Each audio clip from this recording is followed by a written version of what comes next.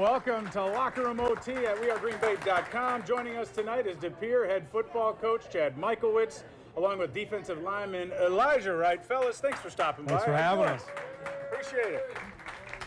Well, we're past the halfway point of the season, Coach. Right now, the Redbirds are 3-2. What do you like about your team, and where do you want to improve in this final 4 weeks? What I like about the team is they're a squad that records are relevant, and I mean internally what our record is and externally what the record is of the opponent we're facing. We're kind of a goofy bunch. We could be anywhere from 5-0 to literally 1-4. You know, the first 4 games, 1 score. You know, we'll take 3-2. We're not satisfied, but you know, like I said, moving forward, we're about tangible growth, and we're seeing that week in and week out. We're getting healthier as it goes on, and we're ready to lace it up every Friday night. Well, how good did that win feel last week? I know it was Sheboygan, and if we have any fans down there, I'm not bagging on Sheboygan for the second straight week, but it was a big win, and you guys put up 60 points. We did. How good did that feel? I mean, just in general, both of you. I mean, honestly, it was what we really needed. We were coming down from a tough loss, and, you know, we just needed, like, that morale boost in the end to get everybody jacked up again for the next game, because pretty much it was preparation for Pulaski, which is really what we've been waiting for this season. Well, and Coach, you mentioned that too, those 2 losses in there. I mean, Preble and Schwabenau. Preble's obviously taken a step forward. We had their head coach on last week. You had him at halftime, and in the second half, I've never seen 3 one-yard plays affect a game more than great stuff on 4th down by your defensive line. These guys up front, I mean, just blasted them off the football. You get a penalty, and literally the ball is on the goal line. You fumble it, they punch one in, and then that was basically it. That was it. You know, it's frustrating.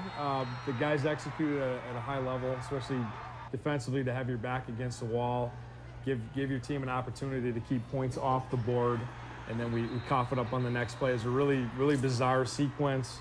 But it's a teachable moment. It's something that we'll learn from, you know, from all sides of the ball.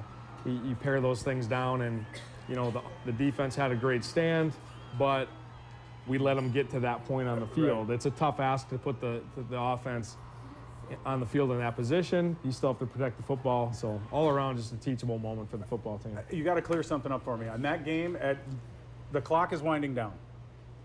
Did you get away with a 5th down? We did. I thought so. And nobody talked about it. It was like 4th down. You're doing the Hail Mary thing. And I thought, all right, it's over. And I saw the guys starting to walk off the field, and then they walked back on. Nobody made it. Wait a minute. I'm a pretty emotional guy. And the 4th down play happened. The game was over. I was, you know, obviously upset about losing a 2-point game. And the guys are in the field yelling, "Coach, we need a play." So I looked like the biggest idiot in America coaching a football team, and I'm like, this is 5th down. Like, we'll take it, but bizarre sequence. Well, it had to be 99 yards. You would have had to go like 80-some yards. Yeah. It was just weird. Now, Elijah, when you play so many tough games, I mean, look, a touchdown against Schwabenau. It was a great game. I watched it online against Southwest. I mean, that one came down, 2-point game. To start the season against Manitowoc, it was 15-13. I mean, you do learn a lot about yourself when you play in these tight games as opposed to blowing out a team, right?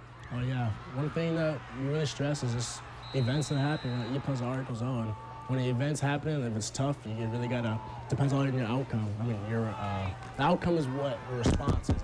It's all about holding your water and really digging deep. And moments like those for our team, I think that we learn a lot from those. Either we're not there or we really strap it in and really – get down and do what we got to do. Yeah. Chad, you've been doing this for a few years now. You feel like kind of have your own stamp with your coaching staff on the program and trying to build from the bottom up? Yeah, you know, we've done a lot of things consistently. This is my 8th season, but, you know, last year, falling on hard times, you know, we kind of focused on different things, and I kind of evaluated a program that struggled last year, and I was looking at what are tangible things that I can control that can help this football turn the page. And, you know, you heard Elijah talk about E plus R equals O. It's a leadership equation that we use, and that's the behavioral studies that we did in the offseason. And we offer a leadership class at the Pere High School now this year for the first time. And we really have focused on off-the-field things that we can control, mindset, positive responses to events, whether it's negative adversity or positive adversity. And you can see the way that these guys talk about those things. That's what we're focusing on. it was a perfect example in the Southwest game. It was just Yep. the model of grit and finishing. And then we had 2 disappointing one-score losses to follow. But we truly believe that as we make the push towards the end of the season into the playoffs, that those behavioral and leadership skills that we worked on are going to propel us to the next level. Well, you guys are 3-2 so far. You got a big one against Pulaski come Friday night. Elijah, one of the toughest guys in the conference and maybe the state, you'll be facing their running back. And there's no mystery as to what they do, correct? No, sir. I've seen it for 3 years now. You know, we really got to, today in practice, we got a set game plan, and we're really going to be physical with them and really show them that we can come back at them with what they do. Yeah, they run the ball, coach, run the ball, and then they run some more. And occasionally, well, I think they got Notre Dame with a bomb over the top. So you hone in, try and stop.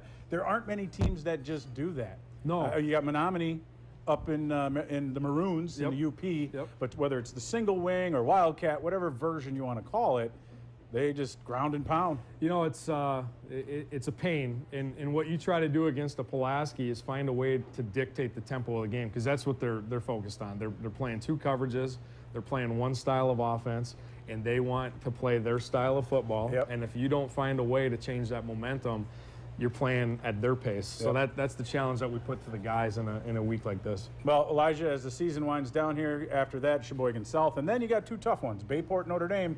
You guys as fellas, you know you got to get 2 to guarantee yourself a spot in the postseason, right? Mm-hmm.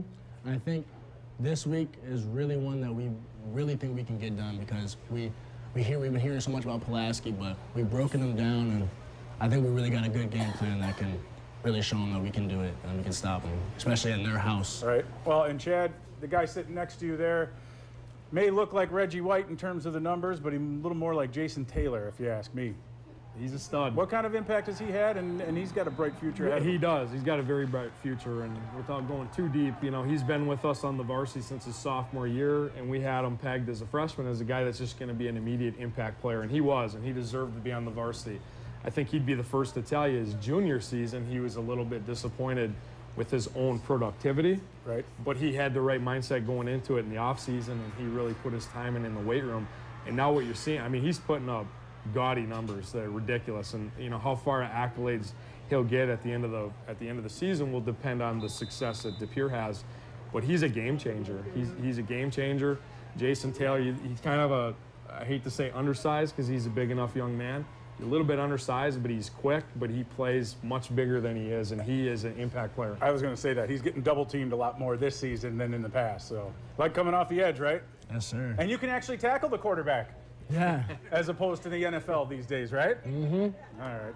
Head coach Chad Michaelwitz, Elijah Wright of the DePere football program. Best of luck, fellas. Thank you. Appreciate you stopping out. And thank you for watching at wearegreenbay.com for Locker Room OT. We'll see you next week.